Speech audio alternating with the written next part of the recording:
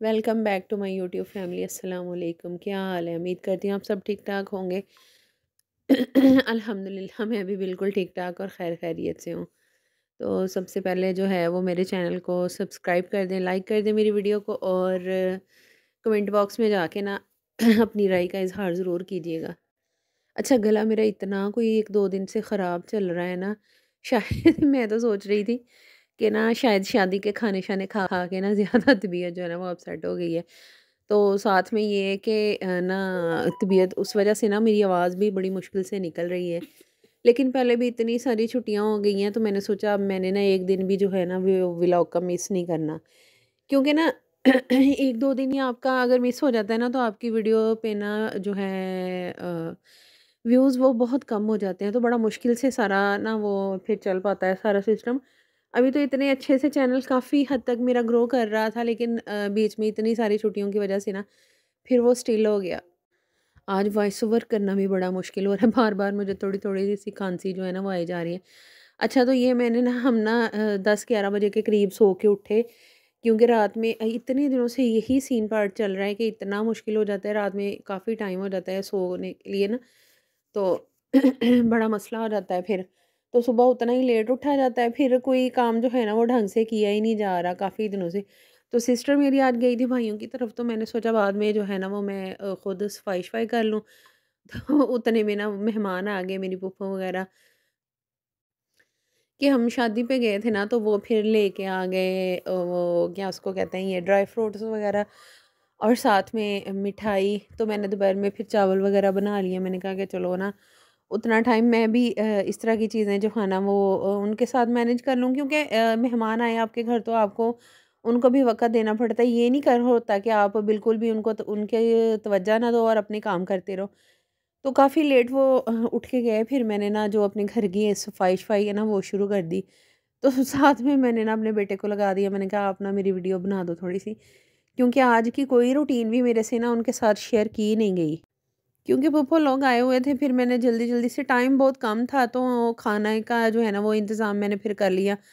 मैंने कहा क्या चाय पे अगले को खा के भेजना, तो खाना-शाना साथ में जो है ना वो मेहमानों के लिए इस तरह का काम जितनी आपकी हैसियत हो ना उतना बंदे को ज़रूर करना चाहिए। बिल्कुल वो कहते हैं ना भड़पूंजों की तरह बैठे नहीं रहना चाहिए कि देखते रहें कि अब कोई उठ के जाएगा ही तो फिर ही हम अपना जो है ना वो बाकी काम शुरू करेंगे। आज मेरा मूड था कढ़ी बनाने का वैसे। फिर मैंने सोचा अब मैं कल बना लूँगी, क्योंकि चावल काफ़ी सारे पड़े हुए थे। फिर मैंने सोचा अब यही शाम में चल जाएँगे, कल की कल देखी जाएगी इंशाल्लाह। अच्छा, बड़ा मज़ा आता है ना इस तरह रिश्तेदारों के साथ, जो जब आपकी बैठक होती है ना, आप तो बातें-शातें करते हैं, पुरानी बातें काफ़ी निकल आती हैं, फिर इतना कोई मज़ा आता है ना बातें करने का, बैठ के एन्जॉय करने का, इधर-उधर की कोई 100 तरह की। अभी तो हमारा ये है कि शादी गुज़र के गई है ना, तो उसकी भी काफ़ी सारी बातें हैं जो हमने डिस्कस करनी थी। तो सिस्टर तो मेरी पहले ही उधर चली गई, नहीं तो उसके साथ भी काफ़ी गपशप हो जाती। आजकल के दौर में ये है कि रिश्तेदारियां निभाने का भी ना बड़ा मुश्किल हुआ पड़ा है। महंगाई की वजह से इतना दिल करता है आपका कि आप गैदरिंग करें, कोई 4 लोग इकट्ठे हों, कोई हल्का-फुल्का सा चलो बंदा सुबह दोपहर का या शाम का डिनर खाना जो है ना वो ही कर ले। लेकिन महंगाई की वजह से हम लोग अपनों से इतना दूर हो गए हैं ना कि खर्चा करने के से बचते-बचते ना हम ये कर लेते हैं कि चलो जी ना ही किसी को कहें, ना ही किसी को बुलाएँ। बाज़-औक़ात इस तरह होता है कि कोई मेहमान आपके घर में आने के लिए गए तो उसको भी आप इग्नोर कर रहे होते हो कि चलो अच्छा कोई 4 दिन जो है ना वो टल जाए। इतना दिल भी कर रहा होता है अगले से मिलने का, लेकिन घर के हालातों की वज़ह से ना हम लोग घबरा जाते हैं कि कैसे होगा, क्या होगा? हालाँकि मैं इस चीज़ को बहुत ज़्यादा मानती हूँ कि मेहमान अल्लाह पाक की रहमत होते हैं। वो अपना रिज़्क साथ लेके आते हैं। वो कोई आपका खा नहीं जाते। देखिए उनके जो किस्मत का होता है ना वो लिखा वो ही उन्होंने खाना होता है। तो प्लीज़ दिल बड़ा किया करें। ये सोचा करें कि उनके खाने से आपकी किसी चीज़ में कोई कमी नहीं आएगी। तो आप मेस देख रहे होंगे मेरे घर का कि कितना मेसी हुआ पड़ा है, सारी चीज़ें इधर-उधर बिखरी पड़ी हैं। क्योंकि सुबह के नाश्ते के बाद कोई भी चीज़ जो है ना वो इकट्ठी की ही नहीं थी। किचन मैंने साफ़ किया, बर्तन काफ़ी काले हो गए थे, उनको धोते-धोते काफ़ी टाइम लग गया। अभी मैंने बर्तन धो के किचन जो है ना वो धोया था, तो मेहमान जो हैं वो एंट्री हो गई उनकी। फिर मैंने सोचा, मैंने कहा अब मैं ना सफाई जो है ना वो लेट नाइट कर लूँगी। क्योंकि पहले एक दिन सिस्टर्स की तरफ चले गए तो तब भी सारा काम जो है ना वो वहीं का वहीं पड़ा रह गया। अगले दिन हम शाम में लेट आए, फिर खाना वगैरह बनाने में मसरूफ़ हो गए, कुछ चीज़ें इधर-उधर बिखरी हुई वो उठाई थी।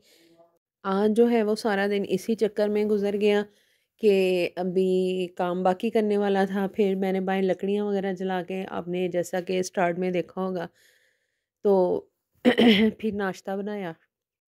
इसलिए भी ना सुबह में काफ़ी टाइम जो है ना वो गुज़र गया। तो अभी मैंने ये सोचा, मैंने कहा अगर आज भी मैंने रहने दी ना सफाई, तो फिर सारा जो है ना वो खलारा जो पड़ा ही रहेगा। तो फिर सुबह अगर सिस्टर दोबारा वापस आ गई तो फिर मुश्किल हो जाएगा मेरे से ना सब चीज़ें जो है ना वो कवर करना। तो मैंने कहा अभी मैंने सफाई वगैरह करके ना फिर ही फ्री होना है। फिर मैं जो लगी काम में ना, काफ़ी टाइम मेरा काम में निकल गया। अच्छा देखें कैसी ये भी ज़िम्मेदारी हैं, अगर मर्दों के ऊपर बाहर जाके कमाने वाली ज़िम्मेदारियाँ, तो हम औरतों के ऊपर कैसी सारा दिन भाग-दौड़ होती है, हर चीज़ को समेटना। जब हम देखते हैं ना खलारा पड़ा हुआ तो सोचते हैं कि कैसे उठाएँगे, ये कैसे फिनिश होगा। लेकिन जब करना शुरू कर देते हैं तो फिर पता नहीं चलता हमने कौन-कौन सी चीज़ कहाँ समेटी है। अच्छा मुझे तो भूल भी जाता है ना कि मैंने कहाँ क्या चीज़ रख दी है। तो फिर मैं खुद ही परेशान भी हो जाती हूँ कि अच्छा वो कित्थे गई, आ चीज़ कित्थे गई। अच्छा यहाँ पे मैं देख रही हूँ कि नज़र नहीं आ रहा कि कूड़ा वगैरह इतना कोई गंद पड़ा हुआ है। लेकिन जब मैं झाड़ू लगाऊँगी ना फिर आप देखिएगा कि कितना सारा खलारा है कि जो मैं सारा इकट्ठा कर रही हूँ। तो यहाँ पे मैंने ना इसमें सुबह वाले कोयले वाली जो है ना वो धुआँ वगैरह हर चीज़ मैंने इसमें डाल दी। लकड़ियाँ जो जलाई थी उसकी राख वगैरह जो भी था ना सारा इसमें डाल दिया, तो मुझे ना वो उसमें कोयले पड़े हुए थे। फिर मैंने अपने हस्बैंड से कहा, मैंने कहा आप इसका ऐसे करें, हमारे यहाँ पे साथ में ही ना प्लाट एक फ्री है, तो उसमें जो राख वगैरह है ना वो हम गिरा देते होते हैं, कूड़ा तो नहीं बाकी, लेकिन इस तरह की कुछ भी चीज़ें हो ना तो वो हम ज़रूर वहाँ पे गिरा देते हैं। तो यहाँ पे मैंने सफाई स्टार्ट की थी। अच्छा आज मैंने ना झाड़ू भी मंगवा लिया याद से, क्योंकि मुझे रोज़ ही कहते थे, मैं जब इनका छुट्टी का टाइम होता था ना तो तब मुझे कहते थे कि मुझे ना छुट्टी टाइम मुझे याद करवा दिया करो कि मैं ले आऊँ। लेकिन काफ़ी टाइम इसी तरह गुज़र गया, ना मुझे याद रहता था ना उन्हें याद रहता था। आज फिर मैंने याद से फ़ोन किया कि आप आते वक़्त जो है ना वो एक झाड़ू ज़रूर लेके आएँ। वैसे तो करीब दुकान से मिल जाया करता था, लेकिन अभी हमारे यहाँ पे शॉप जो है ना वो शॉपकीपर चेंज हुआ है, तो उस वज़ह से वो इस तरह की चीज़ें रखता ही नहीं है। तो दूर से उठा के लाना अजीब भी लगता है, लेकिन अब क्या किया जाए। अच्छा जब मैं छोटी थी ना तो तब भी मुझे बड़ी शर्म आती थी इस तरह की घर का झाड़ू वगैरह कोई भी चीज़ वाइपर वगैरह। अम्मी ने कहना ना हमारे दूर थी थोड़ी सी दुकान, तो मेरी अम्मी ने कहना ना कि जाओ ले आओ जाके। तो मुझे इतनी शर्म आनी, मैंने जाना ही ना, अगर जाना भी होता तो अपनी छोटी किसी बहन भाई को साथ ले जाना कि तुम उठा के लेके आना। अच्छा कैसी बंदे की शोर-शाह होती है, लेकिन जब बड़े हो जाते हैं हम या अम्मियाँ अब्बू बन जाते हैं तो कितना वो सारे शोशा और हर चीज़ जो है ना वो फिनिश हो जाती है। फिर हमें फ़िक्र होती है अपने बच्चों की, उनकी जो है सेटिंग, उनका रहन-सहन, इस तरह की चीज़ों की ना। तो अच्छा मैंने ना चेंज किया अपने घर में, एक मैंने आपको तफ़सील से दिखाया नहीं क्योंकि उसकी मैंने वीडियो बनाई नहीं थी ना। आज की जो वॉइस ओवर है ना बहुत मुश्किल से मैंने की है ना, तो प्लीज़ आप लोगों ने मुझे इस पे ढेर सारे लाइक्स और जो है ना इतने सारे सब्सक्राइबर मुझे इस वीडियो पे ज़रूर चाहिए। तो आपने मेरी वीडियो को वॉच भी फुल करना है, स्किप नहीं करना, क्योंकि आपको अंदाज़ा नहीं है कि मैंने कितनी दफ़ा इसको दरमियान में रोका है, अपना सांस बहाल किया है, फिर मैंने दोबारा से इसको वॉइस ओवर किया है। आज आपको मेरी वॉइस में जो है ना वो एनर्जी भी कम सुनने को मिलेगी। मैं कहने लगी थी नज़र आएगी। एनर्जी भी कम सुनने को मिलेगी क्योंकि इतनी मुश्किल हो रही थी मुझे बोलने में, लेकिन मेरा ये था कि मैं आज बिल्कुल भी जो है ना वो छुट्टी नहीं करूँगी। क्योंकि मैंने देखा जिस तरह छुट्टियों के बाद मैं जो है ना वो वीडियो अपलोड करती हूँ ना तो कुछ भी उस पे व्यूज़ ही नहीं आते इतने। तो आप भूल मत जाया करो। बहन भाइयों हम बीमार भी हो सकते हैं, हमारा ये ठीक है हमारा काम है, हमने करना है।